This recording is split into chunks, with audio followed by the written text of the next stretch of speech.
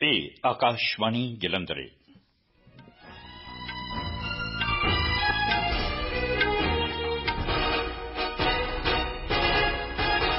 ਖਬਰਾਂ ਦੇ ਇਸ ਬੁਲੇਟਿਨ ਦੇ ਨਾਲ ਮੈਂ ਅਵਤਾਰ ਸਿੰਘ ਢਿੱਲੋਂ। ਸਭ ਤੋਂ ਪਹਿਲਾਂ ਖਾਸ ਖਬਰਾਂ। ਪਾਰਲੀਮੈਂਟ ਦੀਆਂ ਦੋਵਾਂ ਸਭਾਵਾਂ ਨੂੰ ਮਨੀਪੁਰ ਹਿੰਸਾ ਤੇ ਰਾਜਸਥਾਨ ਵਿੱਚ ਔਰਤਾਂ ਖਿਲਾਫ ਤਸ਼ੱਦਦ ਦੇ ਮੁੱਦਿਆਂ ਤੇ ਦਿਨ ਭਰ ਲਈ ਉਠਾ ਦਿੱਤਾ ਗਿਆ। ਸੁਪਰੀਮ ਕੋਰਟ ਨੇ ਮੁਜਰਮਾਨਾ ਮਾਨਹਾਨੀ ਦੇ ਇੱਕ ਕੇਸ ਵਿੱਚ ਕਾਂਗਰਸ ਨੇਤਾ ਰਾਹੁਲ ਗਾਂਧੀ ਨੂੰ ਦੋਸ਼ੀ ਠਹਿਰਾਏ ਜਾਣ ਤੇ ਰੋਕ ਲਾ ਦਿੱਤੀ ਹੈ। ਉਨ੍ਹਾਂ ਦਾ MP ਦਾ ਦਰਜਾ ਮੁੜ ਬਹਾਲ ਕਰ ਦਿੱਤਾ ਗਿਆ ਹੈ। ਕੇਂਦਰੀ ਗ੍ਰਹਿ ਤੇ ਸਹਿਕਾਰਤਾ ਮੰਤਰੀ ਅਮਿਤ ਸ਼ਾਹ ਨੇ ਸਹਾਰਾ ਸਹਿਕਾਰੀ ਸਭਾਵਾਂ ਦੇ ਜਮ੍ਹਾਂਕਰਤਾਵਾਂ ਦੀ ਦਾਅਵੇ ਦੀ ਰਕਮ ਦਾ ਤਬਾਦਲਾ ਕੀਤਾ ਹੈ। ਉੱਤਰ ਪ੍ਰਦੇਸ਼ ਵਿੱਚ ਭਾਰਤੀ ਪੁਰਾਸਾਰੀ ਸਰਵੇਖਣ SI ਸਖਤ ਸੁਰੱਖਿਆ ਪ੍ਰਬੰਧਾਂ ਦਰਮਿਆਨ ਵਾਰਾਣਸੀ ਵਿੱਚ ਗਿਆਨਵਾਪੀ ਕੰਪਲੈਕਸ ਦਾ ਵਿਗਿਆਨਕ ਸਰਵੇਖਣ ਕਰ ਰਿਹਾ ਹੈ। ਤੇ ਮਰਦਾਂ ਦੀ ਹਾਕੀ 'ਚ ਏਸ਼ੀਅਨ ਚੈਂਪੀਅਨ ਟਰਾਫੀ ਵਿੱਚ ਭਾਰਤ ਦਾ ਅੱਜ ਰਾਤੀ ਚੇਨਈ ਵਿੱਚ ਜਾਪਾਨ ਨਾਲ ਮੁਕਾਬਲਾ ਹੋਏਗਾ।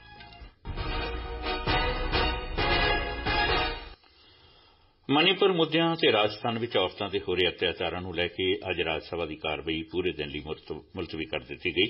ਮਨੀਪੁਰ ਹਿੰਸਾ ਦੇ ਮੁੱਦੇ ਤੇ ਲੋਕ ਸਭਾ 2 ਵਾਰ ਮੁਲਤਵੀ ਹੋਈ। ਰਾਜ ਸਭਾ ਵਿੱਚ ਦੁਪਹਿਰੇ 12 ਵਜੇ ਪਹਿਲੀ ਕਾਰਵਾਈ ਮੁਲਤਵੀ ਹੋਣ ਤੋਂ ਬਾਅਦ ਜਦੋਂ ਸਦਨ ਦੁਬਾਰਾ ਸ਼ੁਰੂ ਹੋਇਆ ਤਾਂ ਸੱਤਾਧਾਰੀ ਬੈਂਚ ਦੇ ਮੈਂਬਰਾਂ ਨੇ ਰਾਜਸਥਾਨ ਵਿੱਚ ਔਰਤਾਂ ਤੇ ਹੋ ਰਹੇ ਅਤਿਆਚਾਰਾਂ ਤੇ ਚਰਚਾ ਦੀ ਮੰਗ ਕਰਦੇ ਹੋਏ ਮੁੜ ਨਾਅਰੇਬਾਜ਼ੀ ਸ਼ੁਰੂ ਕਰ ਦਿੱਤੀ। ਸਦਨ ਦੇ ਨੇਤਾ ਪਿਊਸ਼ ਗੋਇਲ ਨੇ ਕਿਹਾ ਕਿ ਰਾਜਸਥਾਨ ਮੁੱਦੇ ਤੇ ਨੇਮ 176 ਦੇ ਤਹਿਤ ਤੁਰੰਤ ਚਰਚਾ ਹੋਣੀ ਚਾਹੀਦੀ ਹੈ। ਵਿਰੋਧੀ ਧਿਰ ਦੇ ਨੇਤਾ ਮੱਲਕਾਰਜੁਨ ਖੜਗੇ ਨੇ ਕਿਹਾ ਕਿ ਵਿਰੋਧੀ ਧਿਰ ਸਾਰੇ ਕਾਰੋਬਾਰਾਂ ਨੂੰ ਮੁਅੱਤਲ ਕਰਕੇ ਨੇਮ 267 ਦੇ ਤਹਿਤ ਮਨੀਪੁਰ ਮੁੱਦੇ ਤੇ ਚਰਚਾ ਦੀ ਮੰਗ ਕਰ ਰਹੀ ਹੈ। ਹੰਗਾਮੇ ਦੌਰਾਨ ਸਦਨ ਦੀ ਕਾਰਵਾਈ ਦਿਨ ਭਰ ਲਈ ਮੁਲਤਵੀ ਕਰ ਦਿੱਤੀ ਗਈ। ਲੋਕ ਸਭਾ ਵਿੱਚ ਜਦੋਂ ਸਦਨ ਦੀ ਬੈਠਕ ਬਾਅਦ ਦੁਪਹਿਰ 12:50 ਤੇ ਦੂਜੀ ਵਾਰ ਮੁਲਤਵੀ ਹੋਈ ਤਾਂ ਸਦਨ ਵਿੱਚ ਕਈ ਪ੍ਰਾਈਵੇਟ ਮੈਂਬਰ ਬਿੱਲ ਪੇਸ਼ ਕੀਤੇ ਗਏ ਤੇ ਬਾਅਦ ਵਿੱਚ ਇਸ ਨੂੰ ਦਿਨ ਭਰ ਲਈ ਮੁਲਤਵੀ ਕਰ ਦਿੱਤਾ ਗਿਆ।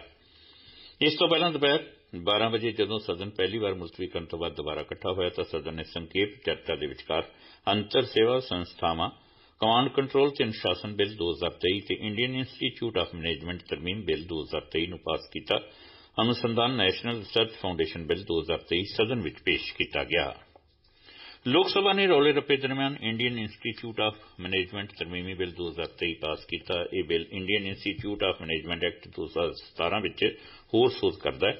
Bill Indian Institute of Management IIM ਨੂੰ ਰਾਸ਼ਟਰੀ ਮਹੱਤਵ ਦੇ ਸੰਸਥਾਨਾਂ ਵਜੋਂ ਐਲਾਨਦਾ ਹੈ। ਬਿੱਲ ਭਾਰਤ ਦੇ ਰਾਸ਼ਟਰਪਤੀ ਨੂੰ ਕਾਨੂੰਨ ਅਧੀਨ ਆਉਂਦੇ ਹਰੇਕ ਸੰਸਥਾਨ ਦੇ ਵਿਜ਼ਟਰ ਵਜੋਂ ਨਾਮਜ਼ਦ ਕਰਦਾ ਹੈ। ਕਾਨੂੰਨ ਤਹਿਤ ਇੱਕ IIM ਦੇ ਨਿਰਦੇਸ਼ਕ ਦੀ ਨਿਯੁਕਤੀ ਇੱਕ ਖੋਜ ਚੋਣ ਕਮੇਟੀ ਦੀਆਂ ਸਿਫਾਰਸ਼ਾਂ ਦੇ ਆਧਾਰ ਤੇ ਬੋਰਡ ਆਫ ਗਵਰਨਰ ਦੁਆਰਾ ਕੀਤੀ ਜਾਂਦੀ ਹੈ।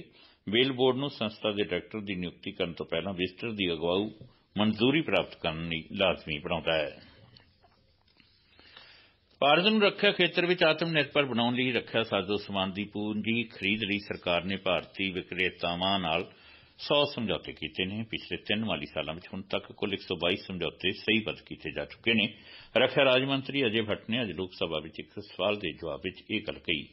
ਉਨ੍ਹਾਂ ਕਿਹਾ ਕਿ ਸਰਕਾਰ ਨੇ ਸਵਦੇਸ਼ੀ ਉੱਨਤ ਤਕਨੀਕਾਂ ਤੇ ਗੁੰਝਲਦਾਰ ਪ੍ਰਣਾਲੀਆਂ ਵਿਕਸਿਤ ਕਰਕੇ ਦੇਸ਼ ਨੂੰ ਆਤਮ ਨਿਰਭਰ ਬਣਾਉਣ ਲਈ ਢੁਕਵੇਂ ਕਦਮ ਚੁੱਕੇ ਨੇ।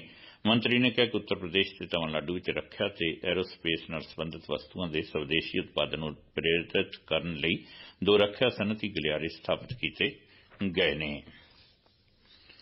ਸੁਪਰੀਮ ਕੋਰਟ ਨੇ ਮੋਦੀ ਸਰਨੇਮ ਤੇ ਕੀਤੀ ਟਿੱਪਣੀ ਨੂੰ ਲੈ ਕੇ 2019 ਦੇ ਅਪਰਾਧਕ ਮਾਨਹਾਨੀ ਮਾਮਲੇ ਵਿੱਚ ਕਾਂਗਰਸ ਨੇਤਾ ਰਾਹੁਲ ਗਾਂਧੀ ਦੀ ਸਜ਼ਾ ਤੇ ਰੋਕ ਲਗਾ ਦਿੱਤੀ ਹੈ।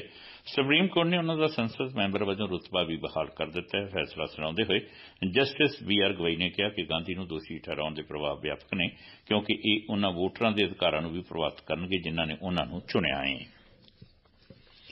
ਕੇਂਦਰੀ ਗ੍ਰਹਿ ਤੇ ਸਹਿਕਾਰਤਾ ਮੰਤਰੀ ਅਮਿਤ ਸ਼ਾਹ ਨੇ ਅੱਜ ਨਵੀਂ ਦਿੱਲੀ ਵਿੱਚ ਸਹਾਰਾ ਰਿਫੰਡ ਪੋਰਟਲ ਰਾਹੀਂ ਸਹਾਰਾ ਸਮੂਹ ਦੀਆਂ ਸਹਿਕਾਰੀ ਸਭਾਵਾਂ ਦੇ ਜਮ੍ਹਾਂਕਰਤਾਵਾਂ ਨੂੰ ਦਾਅਵੇ ਦੀ ਰਕਮ ਟਰਾਂਸਫਰ ਕੀਤੀ। ਆਪਣੇ ਸੰਬੋਧਨ ਵਿੱਚ ਸ਼੍ਰੀ ਸ਼ਾਹ ਨੇ ਕਿਹਾ ਕਿ ਜੇਕਰ ਸਹਿਕਾਰਤਾ ਲਹਿਰ ਨੂੰ ਮਜ਼ਬੂਤ ਕਰਨਾ ਹੈ ਤਾਂ ਲੋਕਾਂ ਦਾ ਸਹਿਕਾਰਤਾ ਵਿੱਚ ਵਿਸ਼ਵਾਸ ਵੀ ਮਜ਼ਬੂਤ ਕਰਨਾ ਹੋਵੇਗਾ। ਉਨ੍ਹਾਂ ਕਿਹਾ ਕਿ ਕਈ ਵਾਰ ਅਜਿਹੀਆਂ ਘਟਨਾਵਾਂ ਵਾਪਰ ਜਾਂਦੀਆਂ ਨੇ ਜਿਸ ਨਾਲ ਲੋਕਾਂ ਦਾ ਵਿਸ਼ਵਾਸ ਡੋਲ ਜਾਂਦਾ ਹੈ ਪਰ ਲੋਕਾਂ ਦੀਆਂ ਜਮ੍ਹਾਂ ਰਾਸ਼ੀਆਂ ਨੂੰ ਸੁਰੱਖਿਅਤ ਕਰਨਾ ਤੇ ਵਾਪਸ ਕਰਨਾ ਪ੍ਰਸ਼ਾਸਨ ਦੀ ਜ਼ਿੰਮੇਵਾਰੀ ਹੈ।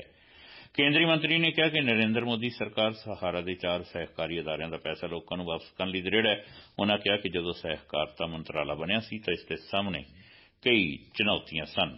ਉਨ੍ਹਾਂ ਕਿਹਾ ਕਿ ਸਹਾਰਾ ਦੀਆਂ 4 ਸਹਿਕਾਰੀ ਸਭਾਵਾਂ ਵਿੱਚ ਲੋਕਾਂ ਦੀ ਕਰੋੜਾਂ ਰੁਪਏ ਦੀ ਬੱਚਤ ਲਗਭਗ ਖਤਮ ਹੋ ਚੁੱਕੀ ਹੈ। ਸ਼੍ਰੀ ਸ਼ਾਹ ਨੇ ਕਿਹਾ ਕਿ ਪ੍ਰਧਾਨ ਮੰਤਰੀ ਨਰਿੰਦਰ ਮੋਦੀ ਦਾ ਮੰਨਣਾ ਹੈ ਕਿ ਦੇਸ਼ ਦੇ ਹਰ ਗਰੀਬ ਵਿਅਕਤੀ ਦੇ ਅਧਿਕਾਰਾਂ ਦੀ ਰਾਖੀ ਹੋਣੀ ਚਾਹੀਦੀ ਹੈ। ਇਹ ਖਬਰਾਂ ਤੁਸੀਂ ਆਕਾਸ਼ਵਾਣੀ ਜਲੰਧਰ ਤੋਂ ਸੁਣ ਰਹੇ ਹੋ। आकाशवाणी ने शनिचरवार 5 अगस्त ਨੂੰ ਪੰਜਾਬ ਦੀ ਅਟਾਰੀ ਸਰਹੱਦ ਤੇ ਨੌਜਵਾਨਾਂ ਦੇ ਨਾਲ ਇੱਕ ਰੰਗੀਨ ਦੇਸ਼ ਭਗਤੀ ਦਾ ਪ੍ਰੋਗਰਾਮ ਤਿਆਰ ਕੀਤਾ ਹੈ। ਇਹ ਸਮਾਗਮ ਭਾਰਤ ਦੀ G20 ਪ੍ਰਧਾਨਗੀ ਨੂੰ ਮਨਾਉਣ ਲਈ ਜਸ਼ਨਾਂ ਦੇ ਹਿੱਸੇ ਵਜੋਂ ਆਯੋਜਿਤ ਕੀਤਾ ਗਿਆ ਹੈ। ਇਹ ਕੱਲ੍ਹ ਸ਼ਾਮ 4 ਵਜੇ ਅਟਾਰੀ ਸਰਹੱਦ ਤੇ ਸ਼ੁਰੂ ਹੋਏਗਾ। ਨੇਹਾ ਬੱਸ ਖੰਕਰਿਆਲ ਅਤੇ ਟੀਮ ਦੁਆਰਾ ਦੇਸ਼ ਭਗਤੀ ਦੇ ਗੀਤ ਦਰਸ਼ਕਾਂ ਦਾ ਮਨ ਮੋਹ ਲੈਣਗੇ। ਕੇਂਦਰੀ ਸੂਚਨਾ ਤੇ ਪ੍ਰਸਾਰਣ ਮੰਤਰੀ ਅਨੁਰਾਗ ਸਿੰਘ ਠਾਕੁਰ ਨੇ ਵਿਰੋਧੀ ਧਿਰ ਤੇ ਮਣੀਪੁਰ ਮੁੱਦੇ ਤੇ ਬਹਿਸ ਤੋਂ ਭੱਜਣ ਦਾ ਦੋਸ਼ ਲਗਾਇਆ। ਸੰਸਦ ਦੇ ਬਾਹਰ ਪੱਤਰਕਾਰਾਂ ਨਾਲ ਗੱਲਬਾਤ ਕਰਦਿਆਂ ਉਨ੍ਹਾਂ ਕਿਹਾ ਕਿ ਵਿਰੋਧੀ ਧਿਰ ਦੀਆਂ ਦਲੀਲਾਂ ਵਿੱਚ ਕੋਈ ਤਰਕ ਜਾਂ ਤੱਥ ਨਹੀਂ ਹੈ। ਅਨੁਰਾਗ ਸਿੰਘ ਠਾਕੁਰ ਨੇ ਕਿਹਾ ਕਿ ਇਹ ਪਹਿਲੇ ਦਿਨ ਤੋਂ ਹੀ ਤੈਅ ਸੀ ਕਿ ਮਣੀਪੁਰ ਤੇ ਚਰਚਾ ਹੋਵੇਗੀ, ਪਰ ਵਿਰੋਧੀ ਧਿਰ ਕੋਲ ਕੋਈ ਦਲੀਲ ਨਹੀਂ है, ਇਸ करके वो बहस तो भज रही है।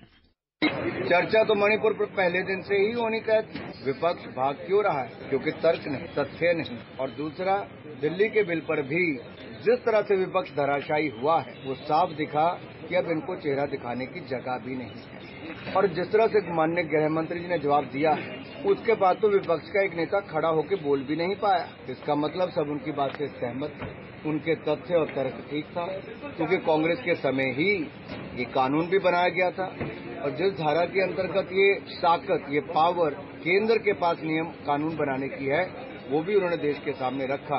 तो इसके बाद तो बचता क्या है? अब जो बचा है कम से कम उतने दिन आके सदन ढंग से चलने दें, प्रश्नोत्तर में भाग लें और अलग जो अन्य बिल आएंगे उसमें भी भाग। मेरा इतना ही निवेदन विपक्ष के लोगों से है कि अपना अहंकार छोड़ें, नहीं तो चुनाव का समय आएगा, जैसा यहाँ अंदर धराशायी हुए वैसे चुनाव में भी होंगे। पंजाब के DGP गौरव यादव ने अज हुशियारपुर का दौरा किया ते कपूरथला, हुशियारपुर, जलंधर देहाती ते जलंधर कमिश्नरेट पुलिस के अधिकारियों नाल एक उच्च पद्धरी मीटिंग की। इस मीटिंग दौरान कानून ते व्यवस्था की स्थिति का जायजा लिया गया। गौरव यादव ने पुलिस लाइन्स हुशियारपुर में सैमीनार हाल का उद्घाटन किया ते आफिसर्स मैस का नींह पत्थर रखा। उन्होंने 2 हाईटैक नाकियां का ऑनलाइन उद्घाटन भी किया। मगरों DGP बड़े खाने विच शामिल होए ते पंजाब पुलिस के अधिकारियों ते जवानों की हौसला अफजाई की। फोर्स दे नाल उन्हां नूं इंटरैक्ट करके उन्हां नूं मोटिवेट किया। बड़ा खाना ऑर्गेनाइज किया गया between all ranks and the good performers were given rewards. Punjab police will carry on in the tradition of maintaining its professional excellence and checking crime in the state. Bharat Pakistan कमांडरी सरहद से तरनताਰਨ जिले में खालड़ा कस्बे के इलाके में अज तड़कसार कंडियाली तार पार करके पाकिस्तान वाले पासों भारतीय इलाके में दाखिल होने का यतन करता एक अणपछाता व्यक्ति BSF के जवानों की गोलीबारी दौरान मारिया गया। BSF के जवानों ने जदों इस व्यक्ति को वेख्या तो उसनूं रुकण का इशारा किया, पर उसके ना रुकण ते जवानों ने फायर करके उसनूं ढेर कर दिता। सुप्रीम कोर्ट ने उत्तर प्रदेश में वाराणसी विखे ज्ञानवापी कंपलैक्स विखे भारतीय पुरासारी सर्वेखण ASI के सर्वेखण को रोकने तो इनकार कर दिता है। ASI वालों दिते इस हल्फनामे के स्थान से कोई खुदाई नहीं की जाएगी तो ना ही ढांचे को कोई नुकसान पहुंचेगा। रिकॉर्ड में लैंदे अदालत ने सर्वेखण होने की इजाजत दे दी है।